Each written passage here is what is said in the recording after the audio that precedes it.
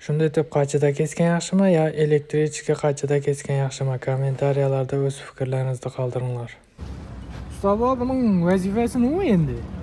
Bunun vazifasi bu kesatan narsa bolgarga o'xshagan. Bunun afzalligi shiporda kesgan vaqtida bolgarkada kessangiz zanglab ketadi, bu da kessangiz zanglamaydi.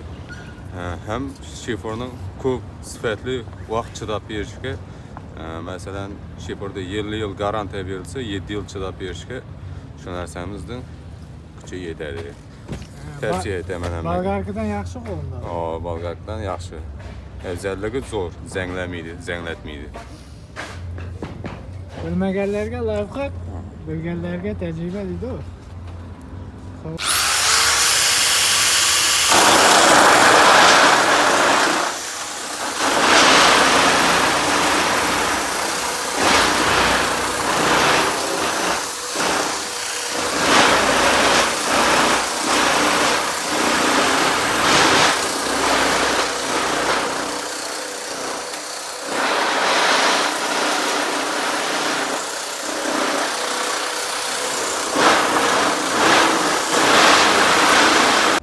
Usta, endi bu narsaning oti nima narsa bu?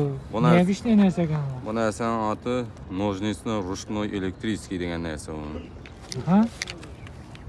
O'zbekchasimi bu? O'zbekchasi qo'l qaychisi degani u. Boshqacha narsa ekan-a? Boshqacha antikvarniy Qora narsa. yog'i shiporning nelarini kesaman endi? Shu listlar 4 mm-gacha bo'lgan listlarni kesadi. Afzalligi zanglatmaydi. Ondan qalingini kessa bo'lmaydi o'g'ay. Ondan qolgani oson bo'ladi. Buning razmerlari bo'ladi, o'zining nelari. Yerlarda kuchlanishi, qancha list kesatoni, qalinliklar kesatoni bersa yoziladi kitoblarida.